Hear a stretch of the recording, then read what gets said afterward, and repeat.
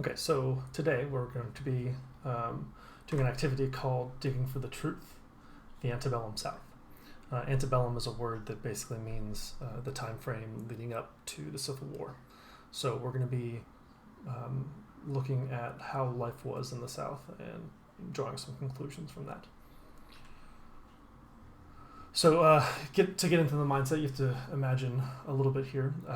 You are a young reporter from Delaware, and it is 1837, and you're going to the Senate to hear a speech by former Vice President John Calhoun. We're going to listen to a small piece of that speech next. Here we go. Abolition and the Union cannot coexist. As the friend of the Union, I openly proclaim it, and the sooner it is known, the better. We of the South cannot surrender our institutions. To maintain the existing relations between the two races inhabiting that section of the Union is indispensable to the peace and happiness of both. The relation now existing in the slave-holding states between the two races is, instead of an evil, a good, a positive good. Okay. So, contrary to what you've heard from abolitionists in the North, Calhoun is saying that slavery is good for everyone involved, and it's good for the nation, was what he was saying in that speech. So you decide to travel to his home state of South Carolina and investigate this for yourself. Okay.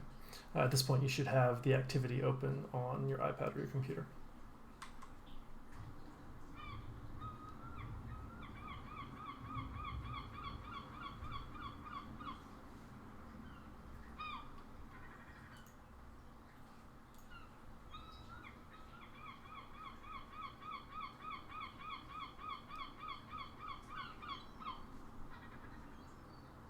So, as you're traveling, you see this huge ship off at sea. And your understanding was that most shipping, especially imports, happened in the north. So why would such a large ship like this be sailing this way? It looks like it's heading to Charleston Harbor, which is the largest port in the south. And so you decide that's where you're going to go to. Maybe you can catch up to the boat.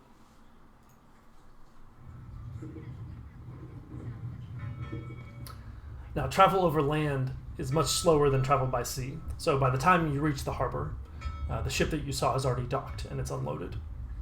There doesn't appear to be anybody on board, and you don't see any load of materials on the docks. There's no nearby warehouses or anything like that. So you're wondering what could have been on the ship. Was it just a passenger ship? Or maybe it wasn't making a delivery at all. Maybe it's here in Charleston to pick something up. But you're a reporter. You're not going to stop at maybe. You have to go investigate. So you decide to go on board. As you get on board, you're overwhelmed by this powerful stench in the air. You've never smelled anything like it, and you struggle to hold back from vomiting, and your stomach is just gurgling. You hold your nose, and while you're on the boat, you notice a large diagram laying on the ground in front of you, so you get a closer look. So this is Exhibit A. So I want you to go to your activity now and find Exhibit A, and you're going to be answering the 4 questions that I have laid out on there, and you can follow that format that I have. So the paper that you see here is a little bit tattered, but it appears to be a diagram of the ship. It seems to show the various decks, but I don't know, you can kind of tell what the cargo was by this, but you're not quite sure. So what is this diagram telling you? What does this diagram show you? Go ahead and pause the video at this point and fill out the section on your worksheet for Exhibit A. And I'm going to be moving on. So as you search the ship, you see the door that leads below to the hull. Maybe you'll find some clues down there as to what cargo the ship was carrying.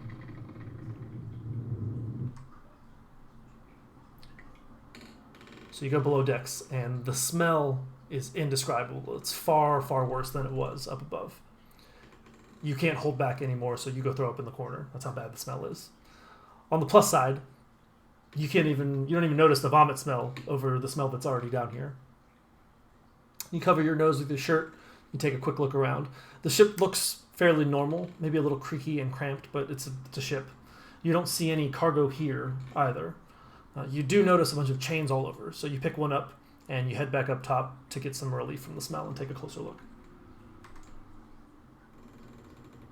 These are the chains that you see here.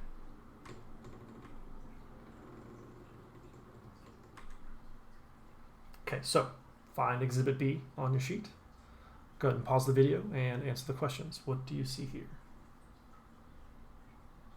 I'm going to move on. So we leave the boat. We're out in the street now. Out in the street, you pick up a newspaper. A couple of the ads that you see in the paper stand out to you. So this is Exhibit C. Find Exhibit C on your paper, pause the video, and fill out the questions for Exhibit C. I'm going to move on. So you've seen enough here. Obviously, the sale of slaves is a common occurrence here in Charleston.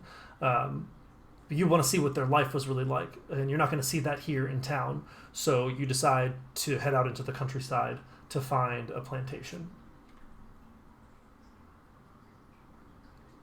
On your way out of town, you notice a poster hanging on a wall. It's hard to read at this distance, but you squint and you can make out a few words, the words outrage and abolitionist. And you think that's strange because Calhoun said abolitionism wasn't compatible with society. And your understanding was that any talk of abolition here in the South was banned. Maybe you haven't heard the whole truth. Maybe there are people here who want slavery gone as well. So you approach the poster to find out where they're meeting in the hope of interviewing them. So let's take a look at the poster. This is Exhibit D. It says, outrage.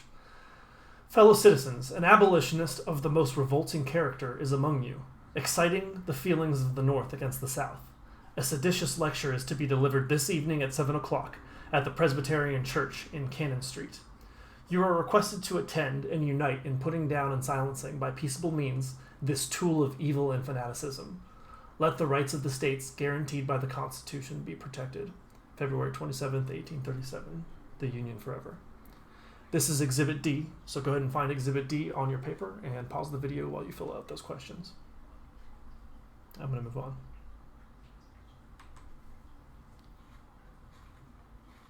Okay, so you head out of town. The nicely paved roads slowly disappear and you find yourself following a dirt path through this massive field of white plants. It must be cotton. The fields seem to go on forever in every direction, but the path has to lead somewhere, so you keep going.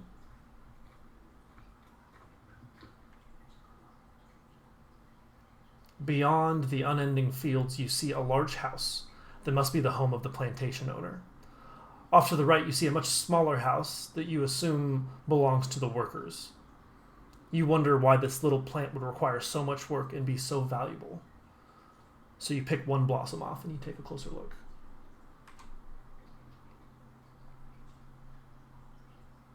So this is Exhibit E. You picked a plant, you decide to take a closer look, you try to figure out what the fuss is about when it comes to this little plant. So go ahead and pause the video and answer all the questions for Exhibit E. And I'm going to move on. As you begin to approach the house, you hear a loud clank as you accidentally kick something that was on the ground. You kneel to the ground and you find something cold and metal. It looks like this. What is this tool? What do you think this could be? This is Exhibit F, so find Exhibit F on your paper. Pause the video and answer those questions. Then we're going to move on to the final slide. So, we've looked at 6 different exhibits. What does this all mean? What can you determine about slavery in the South from the different artifacts that we've looked at today? So look at your paper. I have instructions on there. I want you to write a race paragraph describing what these 6 exhibits tell you about slavery in the South. If you don't remember the race technique, I have it outlined on the paper. So just follow the directions on there. Okay. Have a good week, guys.